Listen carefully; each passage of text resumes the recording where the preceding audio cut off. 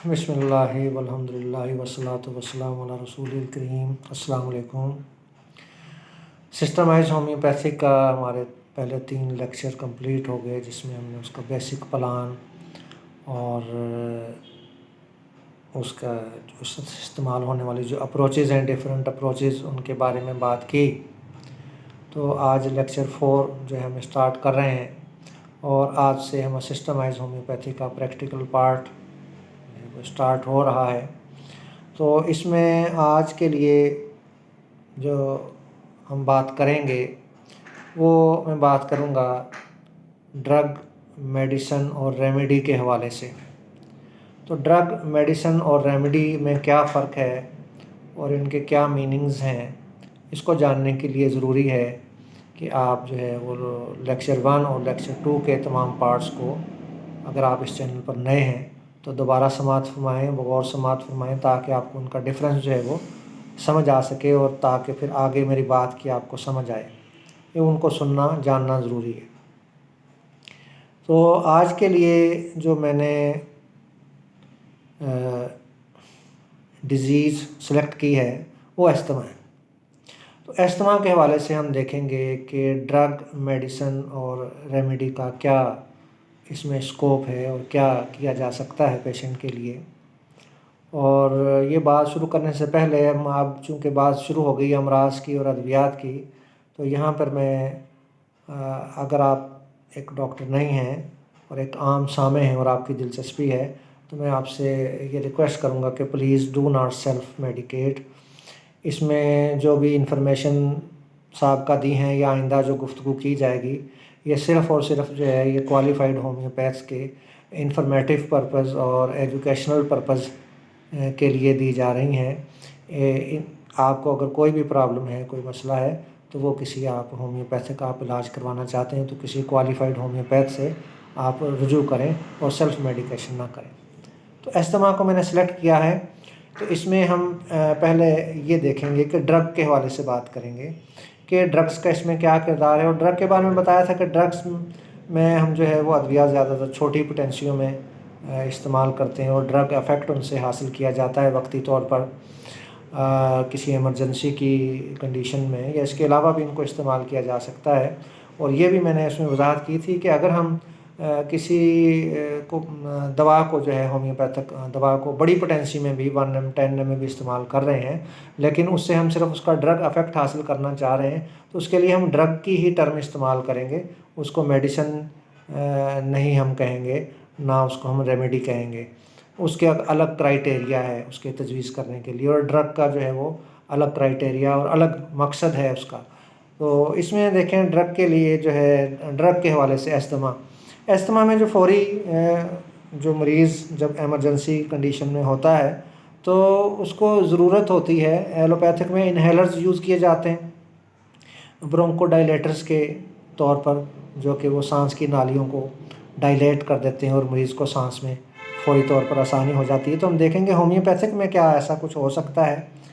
تو اس کے لیے آیوڈوفارم 1X، جی ہاں، آیوڈوفارم 1X یہ برونکو ڈائلیٹر کے طور پر استعمال ہوتا ہے، اور اس کو آپ سب لنگولی اس کو دیں گے مریض کو، اور یہ TDS دیں گے، آپ دن میں 3 مرتبہ دیں گے، اور یہ اس سے مریض کو سانس لینے میں ریلیف ہو جائے گا۔ یہ برونکو ڈائلیٹر کا کام کرتا ہے۔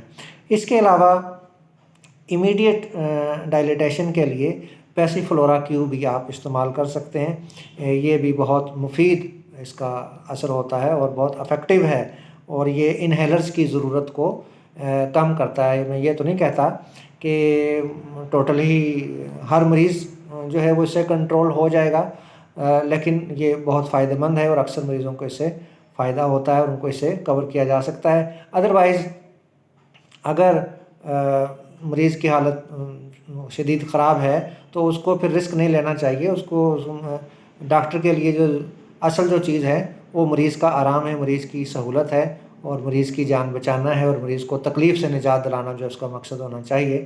تو وہ اگر ایلوپیتھک انہیلرز یوز کرتا ہے تو اس کو کرنا چاہیے۔ تو یہ آیوڈوفارم 1X اور پیسیفلورا کیو جو ہیں یہ برونکو ڈائلیٹیشن کے لیے استعمال ہوتے ہیں ایز اے ڈرگ۔ اور اس کے علاوہ دیکھیں کہ اگر ہم ہائپرٹینسی کی بات کریں تو کاربوویج 1 ایم، کاربوویج 1 ایم آپ ڈرگ کے طور پر کب استعمال کر سکتے ہیں؟ جبکہ ایستھمیٹک جو مریض کی کنڈیشن ہے، اسٹیٹس ایستھمیٹکس ود ریسپیریٹری امبیرسمنٹ، یعنی استھما کی جو کیفیت ہے مریض کی ایکیوٹ کیفیت، اس کے ساتھ ریسپیریٹری امبیرسمنٹ اگر ساتھ اس کے ہو تو اس میں کاربوویج 1 ایم 4 ڈوزز آپ 1 آورلی 1 گھنٹے کے وقفے سے اس کو دیں تو اس سے آپ اس کو وقتی صورتحال سے اس کو باہر لا سکتے ہیں۔ اس کے علاوہ اگر پیشنٹ جو ہے وہ ہومیوپیتھ کے پاس جب مریض آتے ہیں تو وہ تمام علاج وغیرہ کروا کے آئے ہوتے ہیں اور اسٹیرائڈ جو ہیں وہ استھما کے پیشنٹس کو یوز کرائے جاتے ہیں اور پھر سملیمم ریمیڈی بھی جو ہے اس پر مؤثر نہیں ہوتی اور بہت کچھ مریض کے لیے کرنا پڑتا ہے، پھر کہیں جا کے مریض کو ریلیف ہونا شروع ہوتا ہے۔ تو اس اسٹیرائڈ کے جو افیکٹس ہیں، جو بیڈ افیکٹس ہیں، ان کو دور کرنے کے لیے کاربوویج 10 ایم جو ہے وہ زبردست ہے۔ صرف ایک ڈوز دینی ہے، سنگل ڈوز دینی ہے کاربوویج 10 ایم، اور یہ بھی ڈرگ کا ہی کام کرے گی۔ یہاں پہ ہم اس کے لیے ڈرگ کا ہی ٹرم یوز کریں گے۔ اور اب ہم آ جاتے ہیں استھما کے پیشنٹ کے لیے جو مختلف میڈیسنز کا کیا اسکوپ ہے۔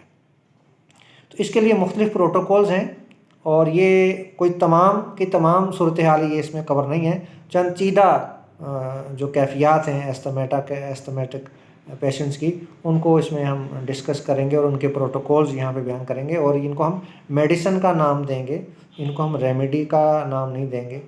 تو دیکھیں اس کے لیے bronchial asthma with pulmonary oedema, bronchial asthma with pulmonary oedema, اس کے لیے کیا پروٹوکول ہے؟ اس کے لیے گرینڈیلیا کیو میں 8 ڈراپس دیں گے آپ at bed time for 6 days، ٹھیک ہے، اور اس کے ساتھ ایپس میلیفیکا 200 BD ٹوائس اے ڈے جو ہے وہ دیں گے، اور اس کے ساتھ اینٹیمونیم آرسینیکوسم 30 یہ 2 آورلی پیشنٹ کو دی جائے گی اور فار 6 days کے لیے دی جائے گی۔ یہ ایک پروٹوکول ہے برونکیل ایستھما کے لیے جس کے ساتھ پلمنری ایڈیما بھی موجود ہو، اس کے لیے پروٹوکول ہے۔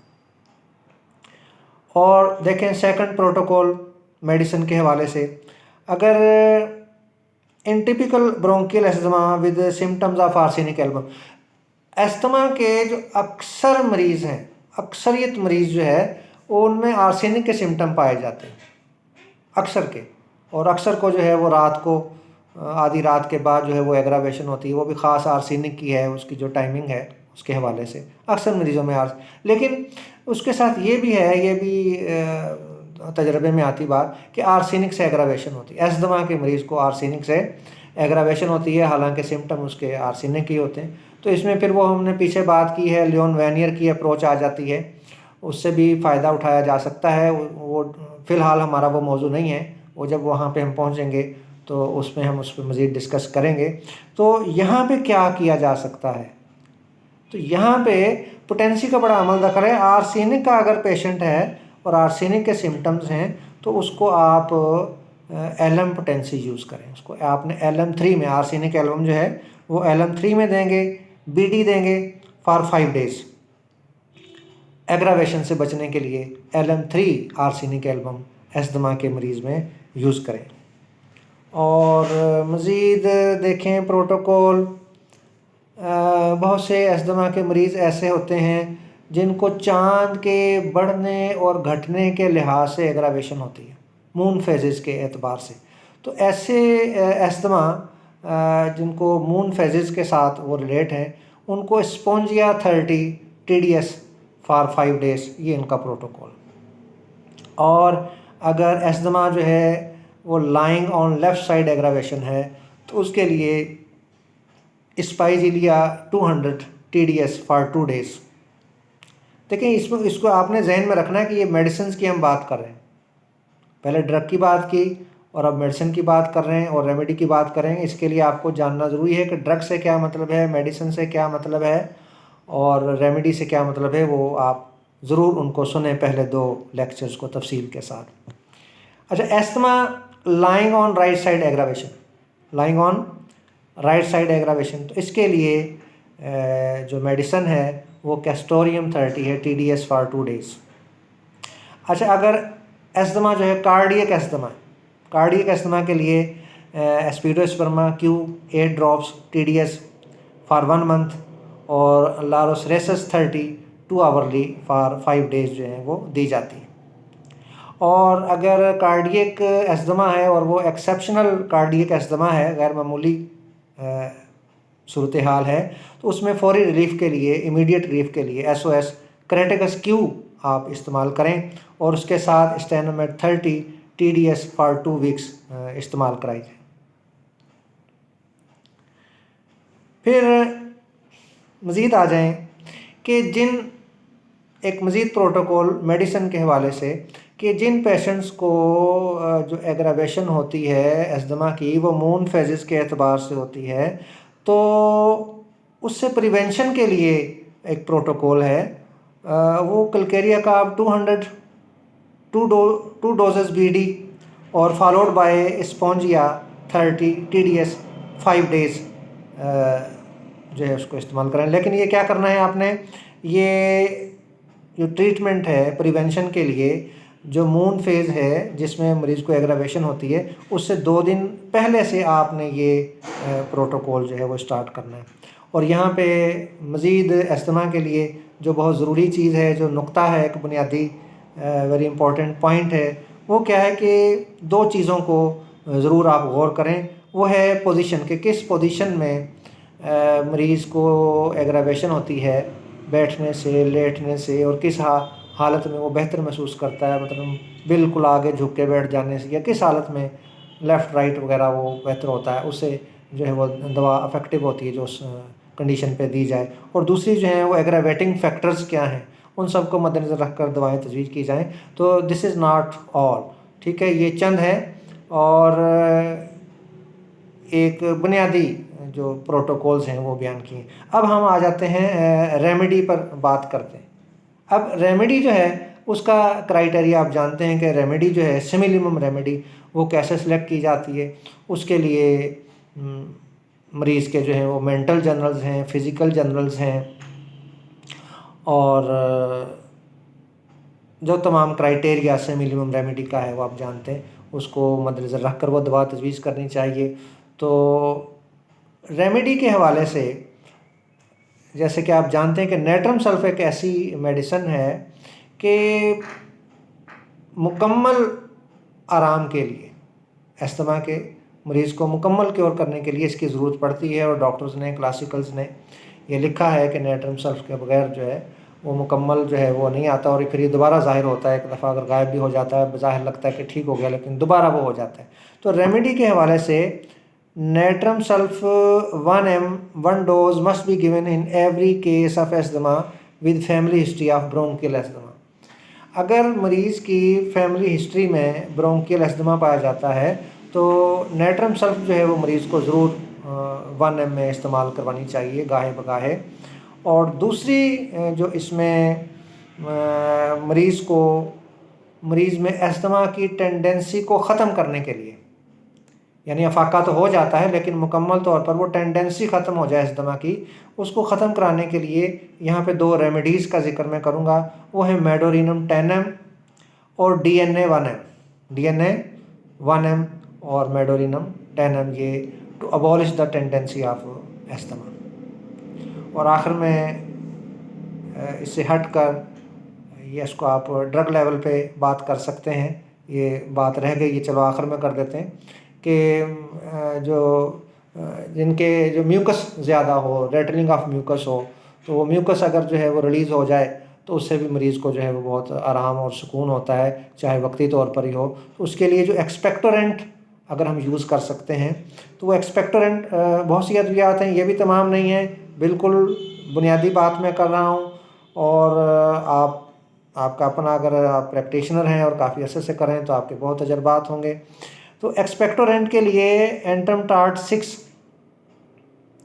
में दी जाए और ज़रूरत के मुताबिक इसको रिपीट किया जा सकता है। तो एक्सपेक्टोरेंट अगर समझते हैं कि इसको ایکسپیکٹوریشن ہونی چاہیے، اس سے مریض کو ریلیف ہوگا، اور اس کو ریلیف ہوتا ہے تو اس کو ایکسپیکٹورینٹ دینا چاہیے، اور 4 سے 5 دن تک اس کو یہ دینا چاہیے اینٹمٹاڈ 6 میں۔ اس کے علاوہ ہیپرسلف جو ہے یہ بھی بہترین ایکسپیکٹورینٹ ہے۔ یہ ہیپرسلف جو ہے وہ چھوٹی پوٹینسی میں 6x میں آپ اس کو استعمال کر سکتے ہیں۔ السلام علیکم ورحمۃ اللہ۔